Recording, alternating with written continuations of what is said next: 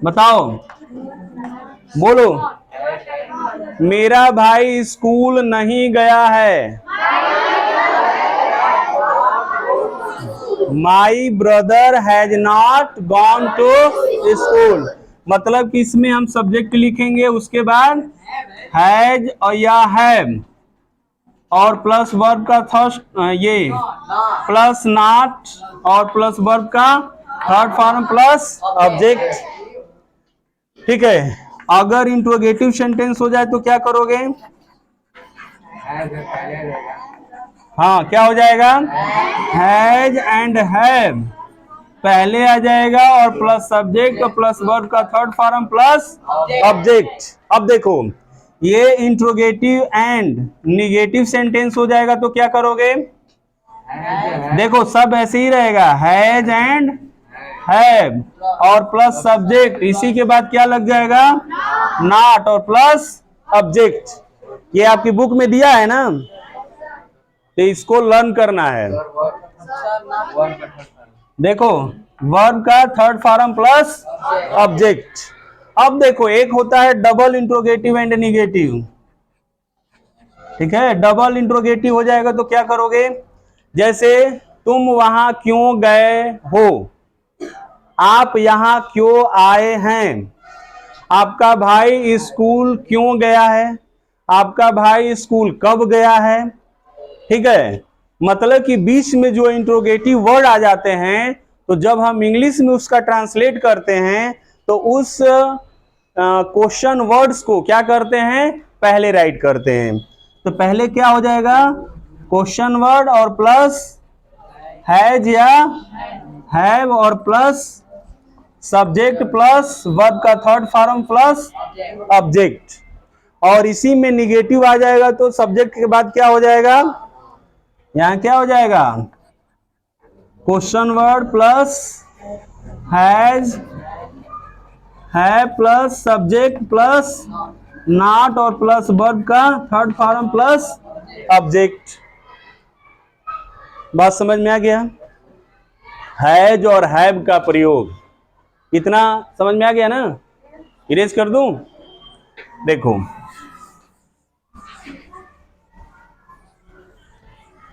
अब तो पता चल गया कि हैज कहां आता है और हैव कहां आता है। इसके बाद आपके पास कुछ भी है और आपको बताना है ना कि मेरे पास ये है। ठीक है, तो उसके लिए भी हैज और हैव का प्रयोग करते हैं। जैसे मैं कहूं कि मेरे पास 4 किताबें हैं, तो मैं क्या बोलूंगा? I have 4 books. उसके पास 4 कुत्ते हैं, ही हैज 4 डॉग्स। ठीक है ना? मेरे भाई के पास एक कार है, तो क्या बोलेंगे? माई ब्रदर हैज कार। मेरे पास 2 पेन हैं, आई हैव 2 पेन्स। बात समझ में आ रहा है? तो जब आपके पास कुछ भी हो तो उसके लिए भी किसका? हैव और हैज का यूज होता है। और उसके बाद कोई नाउन आएगा या तो प्रोनाउन आएगा। जैसे मेरे पास एक सुंदर कुत्ता है, तो क्या बोलेंगे? है ना? इसके बाद वर्ब नहीं आएगा। इतनी बात समझ में आ गया? चलो, तो फिर से मैं प्रैक्टिस करवाता हूं, देखता हूं कितना आप बता पाते हैं। मैं पढ़ चुका हूं, तुम स्कूल जा चुके हो, हम लोग स्कूल जा चुके हैं, उसके दादाजी मर चुके हैं, हैज डाइड। मेरी मम्मी बाजार से आ गई हैं, my mother has come from market. मेरा भाई स्कूल से आ गया है, my brother has come from school. मेरे पापा बाजार जा चुके हैं, मार्केट। ठीक है, कल वाला भी रिवाइज करवा दूं? मैं पढ़ रहा हूँ, वह जा रहा है, मेरी मम्मी आ रही हैं, वह खा रहा है, वह लिख रहा है, मेरा भाई खड़ा है, माई ब्रदर इज स्टैंडिंग। देखो स्टैंडिंग को ना हमेशा कंटिन्यूअस में ही बनाते हैं। जैसे अगर कहना कि वो खड़ा है तो वो खड़ा है तो वो कंटिन्यूअस में, ये नहीं कहेंगे कि ही इज स्टैंड, नहीं, क्या बोलेंगे, ही इज स्टैंडिंग। उसी तरह से कोई सो रहा है तो वो सो रहा है तो लगातार सो न रहा है, तो क्या बोलेंगे, ही इज स्लीपिंग। ठीक है, तो इसका ध्यान रखिए। वह नहीं पढ़ रहा है, वह स्कूल नहीं जा रहा है, वह मुझे नहीं बता रहा है, वह झूठ बोल रहा है, he is telling a lie। अब देखो, अगर लेकिन अब इसी को ऐसे कहोगे ना कि मैं समझ रहा हूं, या मैं आपसे ये कहूं कि क्या आप समझ रहे हैं, तो सुनो, तो कभी ये नहीं बोलेंगे कि आर यू अंडरस्टैंडिंग। इसको हमेशा क्या बोलेंगे, डू यू अंडरस्टैंड। ठीक है, डू यू अंडरस्टैंड का मतलब होता है क्या आप समझ रहे हैं, या अगर आप चाहें तो इसी को बोल दो कि are you getting. Are you getting का मतलब ही होता है कि क्या आप समझ रहे हैं। तो जब भी मैं बोलूं कि आर यू गेटिंग, तो आप क्या बोलेंगे, यस सर या नो सर। समझ रहे हैं तो यस सर, और नहीं समझ पा रहे हैं तो नो सर। कोई दिक्कत? मेरे ख्याल से आप लोगों को ठीक ठाक समझ में आ रहा है। आप लोग you are a good student. Yes sir, very good. And इसी तरह से अब होता है did you understand. Did you understand का मतलब होता है कि क्या आप समझ गए। अभी आगे हम लोग पढ़ेंगे उसके बारे में। तो ये कुछ ऐसे सेंटेंस हैं जिसका प्रयोग हम लोग ज्यादा करते हैं। ठीक है, और I believe that if you want to learn English spoken language, at least you should know about tense. Okay? And we are Indian. हम लोग इंडियन है ना, और इंडिया में इंग्लिश जब हम सीखते हैं तो हिंदी से सीखते हैं। तो हिंदी से जब सीखते हैं हम, तो शुरू में क्या करते हैं, सेंटेंस ट्रांसलेट करके बोलते हैं, और फिर धीरे धीरे हमारा क्या हो जाता है, वो आदत पड़ जाती है। तो शुरू में तो हम नहीं जानेंगे कि कहाँ पे इज लगा के वर्ब में आईएनजी लगाना है, कहाँ पे वर्ब की थर्ड फॉर्म लगाना है, तो दिक्कत हो जाएगी ना। बात समझ में आ गया? अगर कहना हो कि वह गया तो क्या बोलेंगे, ही वेंट। अगर ये कहना है कि वह जा चुका है तो क्या बोलेंगे, ही हैज गॉन। ये बोलना हो कि वह जा रहा है तो क्या बोलेंगे, और उसकी आदत है कि वो डेली जाता है तो हम बोलेंगे कि वह स्कूल जाता है, तो क्या बोलेंगे, ही गोज टू स्कूल। तो बताओ, ये सारी चीजें नहीं जानोगे तो दिक्कत होगी कि नहीं होगी? बात समझ में आ रहा है ना? और हम लोग रूरल एरिया में रहते हैं, गांव में रहते हैं, तो गांव में एजुकेशन को लेकर के बहुत समस्या है ना। तो धीरे धीरे आप इंग्लिश मीडियम में पढ़ रहे हैं तो धीरे धीरे ये सब सीखिए, और इस भ्रम में मत रहिए कि हम इंग्लिश ग्रामर भी नहीं पढ़ेंगे तो काम चल जाएगा। काम तो आप नहीं पढ़ेंगे तो भी चल जाएगा, है ना। जो भिखारी है उसका भी काम चल जा रहा है, और जो प्रधानमंत्री है उसका भी काम चल जा रहा है।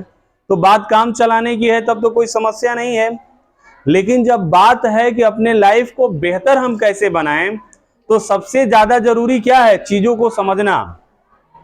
आप सोचिए कितनी बड़ी विडंबना है कि लोग 20 साल टीचिंग कर रहे हैं इंग्लिश मीडियम स्कूल में, इसके बावजूद भी वो इंग्लिश नहीं बोल पाते हैं। और आप बचपन से लेकर के पूरी पढ़ाई इंग्लिश में करते हैं, और पढ़ने के बाद जब कहीं इंटरव्यू में जाते हैं तो आप बोलते हैं कि I don't know how to speak English, है ना। I am uncomfortable to speak in English. Why? बोलिए। You have lack of practice. जानते सब हैं लेकिन प्रैक्टिस नहीं करेंगे तो वहां पे समस्या होगा, और जब आप प्रैक्टिस करेंगे तो वहां पे समस्या नहीं होगा। देखो, जब हम सफर में जाते हैं तो कोई हमसे हिंदी में क्या पूछता है? आपका क्या नाम है? उसी को इंग्लिश में अगर हम कहीं चले गए साउथ इंडिया में या कहीं दूसरे कंट्रीज में तो हमसे क्या पूछा जाएगा? अगर कोई व्यक्ति आपसे ऐसे नाम पूछना चाहता है तो डायरेक्ट नहीं ना पूछेगा व्हाट्स योर नेम, बोलेगा excuse me, if you don't mind may I know your name, may I know your good name, ऐसे बोला जाता है कि यदि आपको बुरा न लगे तो क्या मैं आपका अच्छा नाम जान सकता हूं, गुड नेम जान सकता हूं? तो कोई भी होगा तो बोलेगा yes of course my name is Vimlesh Singh Yadav, है ना, ऐसे बोलता है, यस मेरा नाम विमलेश सिंह यादव हो। इसके बाद कहानी सिलसिला आगे बढ़ता है, फिर पूछता है from where do you belong, आप कहां से बिलोंग करते हैं? तो मैं बताऊंगा ना कि I belong to Mohammadabad, Ghazipur, Uttar Pradesh, India. जहां जहां मतलब कि अगर डिस्ट्रिक्ट चेंज है तो डिस्ट्रिक्ट बताऊंगा, स्टेट से दूसरे स्टेट में है तो फ्रॉम यूपी तक जाऊंगा, और आउट ऑफ कंट्री हूं तो कंट्री तक जाऊंगा, है ना। तो ये हो जाएगा। इसके बाद वो पूछेगा ना कि वेयर आर यू गोइंग, आप सफर में हो तो लोग यही ना पूछते हैं कि आप कहाँ जा रहे हैं, तो लोग बोलते हैं कि मैं दिल्ली जा रहा हूं, तो बोलेगा I am going to Delhi, तो वो बोलेगा yes I am also going to Delhi, मैं भी दिल्ली जा रहा हूं। तब मजा आ जाता है कि चलिए हम दोनों लोग अपना हंसते खेलते खाते चले जाएंगे। तो मेन क्या है, मैं नहीं जान, I don't want to make you foreigner but you know English to understand the whole world, and if you need to communicate with any people in the world you can communicate easily, did you understand? और देखना, if you know how to speak English your confidence is good। जब आप English बोलना जानते हैं तो आपका confidence हमेशा हाई रहता है। क्यों? क्योंकि ये बताओ, अभी वर्तमान समय में इंग्लिश को छोड़ करके किसी और भाषा पे उतना जोर दिया जा रहा है? कोई बहुत करेगा ना।